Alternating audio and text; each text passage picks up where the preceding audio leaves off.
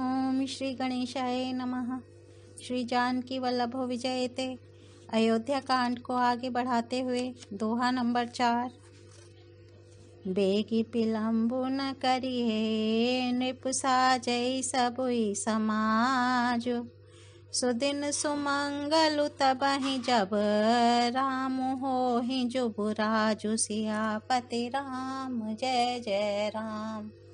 मेरे प्रभु राम जय जय राम। हे राजन, अब देर न कीजिए, शीघ्र सब सामान सजाइए। शुभ दिन और सुंदर मंगल तभी है जब श्री रामचंद्र जी युवराज हो जाएं, अर्थात उनके अभिषेक के लिए सभी दिन शुभ और मंगलमय हैं। राजा आनंदित होकर महल में आए और उन्होंने सेवकों को तथा मंत्री सुमंत्र को बुलवाया। उन लोगों ने जय जीव कहकर सिर नवाए। तब राजा ने सुंदर मंगलमय वचन श्री राम जी को युवराज पद देने का प्रस्ताव सुनाया और कहा, यदि पंचों को अर्थात आप सबको यह मत अच्छा लगे तो हृदय में हर्षित होकर आप लोग श्री रामचंद्र का राज तिलक कीजिए। इस प्रिय वाणी को सुनते ही मंत्री ऐसे आनंदित हुए मानो उनके मनोरथ रूपी पौधे पर पानी पड़ गया हो। मंत्री हाथ जोड़कर विनती करते हैं कि हे जगतपति, आप करोड़ों वर्ष जिए।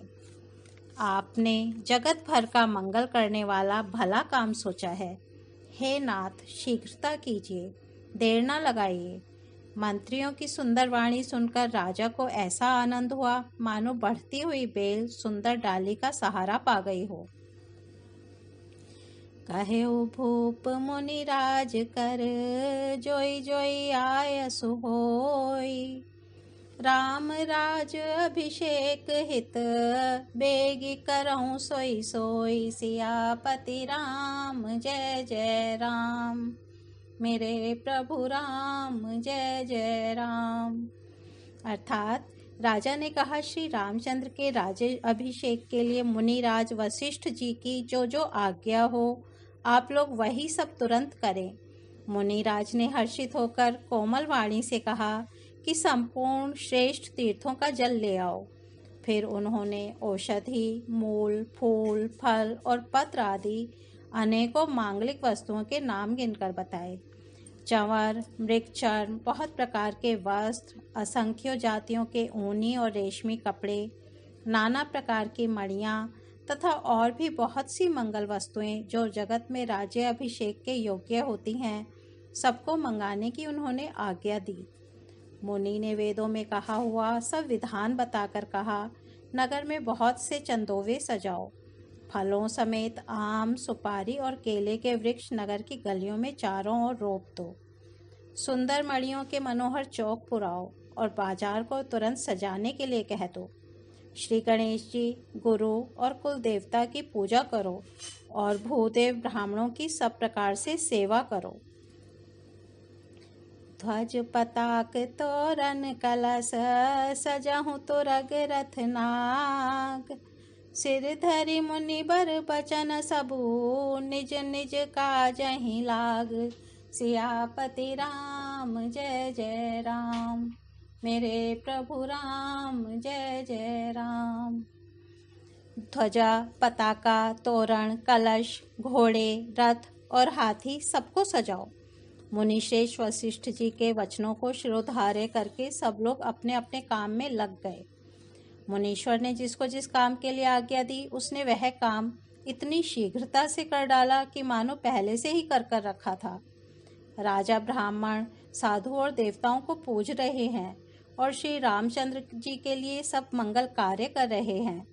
श्री रामचंद्र जी के राज्य अभिषेक की सुहावनी खबर सुनते ही अवधपुरी में बड़ी धूम से बधावे बजने लगे। श्री रामचंद्र जी और सीता जी के शरीर में भी शुभ शकुन सूचित हुए। उनके सुंदर मंगल अंग फड़कने लगे। पुलकित होकर वे दोनों प्रेम सहित एक दूसरे से कहते हैं कि ये सब शकुन भरत के आने की सूचना देने वाले हैं। उनको मामा के घर गए बहुत दिन हो गए, बहुत ही अवसेर आ रही है। बार बार उनसे मिलने की मन में आती है। शकुनों से प्रिय भरत के मिलने का विश्वास होता है और भरत के समान जगत में हमें कौन प्यारा है। शकुन का बस यही फल है, दूसरा नहीं। श्री रामचंद्र जी को अपने भाई भरत का दिन रात ऐसा सोच रहता है जैसा कछुए का हृदय अंडों में रहता है।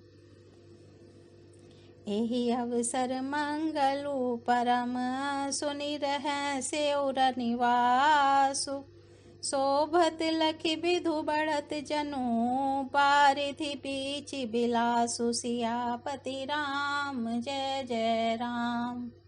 मेरे प्रभु राम जय जय राम।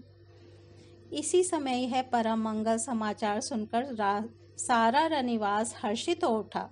जैसे चंद्रमा को बढ़ते देखकर समुद्र में लहरों का विलास सुशोभित होता है, सबसे पहले रनिवास में जाकर जिन्होंने ये वचन सुनाए उन्होंने बहुत से आभूषण और वस्त्र पाए। रानियों का शरीर प्रेम से पुलकित हो उठा और मन प्रेम में मग्न हो गया। वे सब मंगल कलश सजाने लगी। सुमित्रा जी ने मणियों के बहुत प्रकार के अत्यंत सुंदर और मनोहर चौक पूरे। आनंद में मग्न हुई श्री रामचंद्र जी की माता कौशल्या जी ने ब्राह्मणों को बुलाकर बहुत दान दिए। उन्होंने ग्राम देवियों, देवताओं और नागों की पूजा की और फिर बलि भेंट देने को कहा, अर्थात कार्य सिद्ध होने पर फिर पूजा करने की मनौती मानी और प्रार्थना की कि जिस प्रकार से श्री रामचंद्र जी का कल्याण हो, दया करके वही वरदान कीजिए। कोयल की सी मीठी वाणी वाली, चंद्रमा के समान मुख वाली और हिरण के बच्चे के से नेत्रों वाली स्त्रियां मंगल गान करने लगी। राम राज अभिषेक सुनी हिय हर्ष नर नार, लगे सुमंगल सजन सब विधि अनुकूल विचार सियापति राम जय जय राम। मेरे प्रभु राम जय जय राम। श्री रामचंद्र जी का राज्याभिषेक सुनकर सभी स्त्री पुरुष हृदय में हर्षित हो उठे और विधाता को अपने अनुकूल समझकर सब सुंदर मंगल साज सजाने लगे। तब राजा ने वशिष्ठ जी को बुलाया और शिक्षा देने के लिए श्री रामचंद्र जी के महल में भेजा। गुरु का आगमन सुनते ही श्री रघुनाथ जी ने दरवाजे पर आकर उनके चरणों में मस्तक नवाया, आदर पूर्वक अर्घ्य देकर उन्हें घर में लाए और षोडशोपचार से पूजा करके उनका सम्मान किया। फिर सीता जी सहित उनके चरण स्पर्श किए और कमल के समान दोनों हाथों को जोड़कर श्री राम जी बोले, यद्यपि सेवक के घर स्वामी का पधारना मंगलों का मूल और अमंगलों का नाश करने वाला होता है, तथापि हे नाथ, उचित तो यही था कि प्रेम पूर्वक दास को ही कार्य के लिए बुला भेजते। ऐसी ही नीति है। परंतु प्रभु, आपने प्रभुता छोड़कर स्वयं यहाँ पधार कर जो स्नेह किया, इससे आज यह घर पवित्र हो गया। हे गोसाई, अब जो आज्ञा हो मैं वही करूं। स्वामी की सेवा में ही सेवक का लाभ है। ओ मंगल भवन अमंगल हारी, द्रबहु सो दशरथ अजिर बिहारी। राम सिया राम जय जय राम। राम सिया राम जय जय राम। आज अयोध्या कांड को यहीं विराम देते हैं। कल इसके आगे बढ़ेंगे। धन्यवाद।